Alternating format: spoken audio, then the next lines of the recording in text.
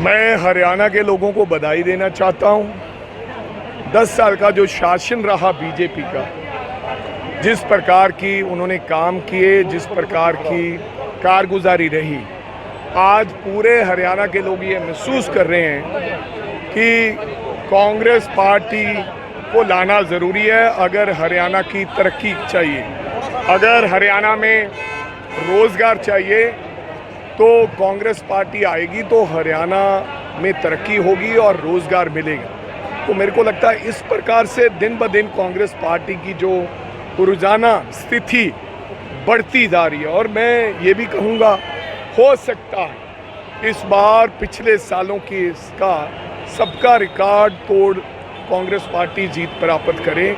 ऐसा कभी ना हुआ होगा कि इतिहास में इतनी सीटें कांग्रेस को पार्टी, इस तरीके का माहौल नजर आ रहा है। सिरसा में बीजेपी ने सरेंडर कर दिया है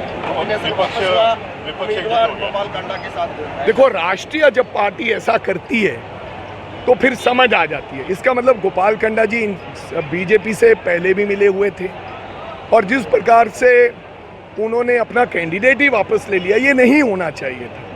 हर पार्टी के कोई ना कोई सिद्धांत होते हैं, लेकिन बीजेपी का ऐसा मेरे को सिद्धांत देखने को नहीं। और दूसरी तरफ अनेलो ने भी समर्थन कर दिया। पहली बार देखा है कि अनेलो बीजेपी और जहाज इकट्ठे नजर आ रहे हैं। इस तरीके का जो माहौल है, जनता समझ की है कि ये सब लोग एक ही थाली के चट्टे बट्टे हैं।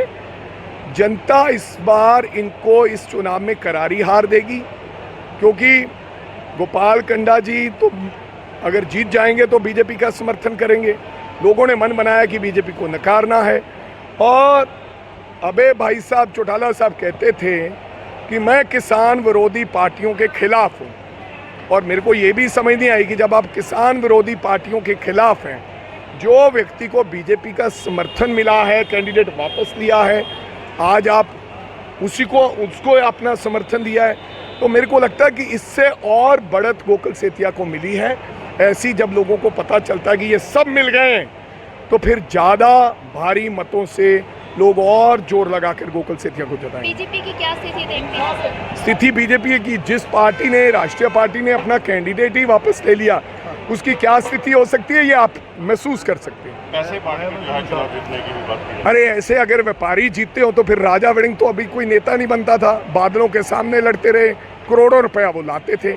मैं नारा देता था, नोट अमीरों के, वोट फकीरों के, लूटो।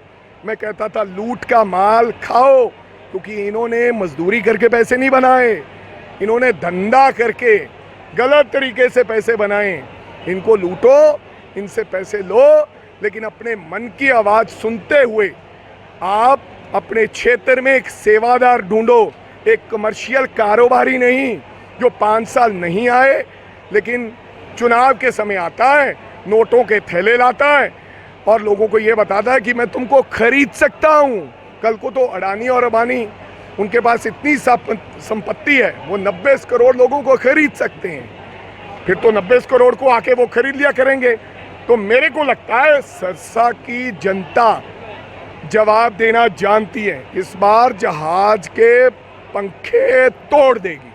सर, लोग कहना शुरू हो चुके हैं सिरसा में कि सिरसा का राजा वड़िंग सिरसा का राजा वड़िंग गोकुल सेतिया है, जिस मेरा ये 5 साल से ये तो मेरे को पता नहीं है। हम सेवादार जरूर है, मैं राजा वड़िंग भी सेवादार है और गोकुल सेतिया भी मजदूर बनकर, सेवादार बनकर सिरसा की सेवा करेगा। अब सिरसा के लोगों ने फैसला करना है कि उन्हें एक सेवादार चाहिए कि उन्हें एक व्यापारी चाहिए।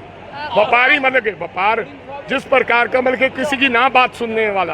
गोकुल सेतिया रात को 12 बजे जगेगा, लेकिन गोपाल कांडा का रात को 12 बजे फोन भी नहीं उठेगा। राहुल गांधी करेंगे दौरा? राहुल गांधी जी का दौरा बन रहा है, एक आधे दिन में तय हो जाएगा, हम आपको बता देंगे। गोपाल कांडा कह रहे हैं कि गोकुल सेतिया का बैकपैक करो, रात को यहाँ से अब बताएंगे। गोकुल सेतिया का ना तो कोई बैग पैक कर सकता है, जिनके साथ लोग हों, भगवान उनका बैग नहीं कोई पैक करता।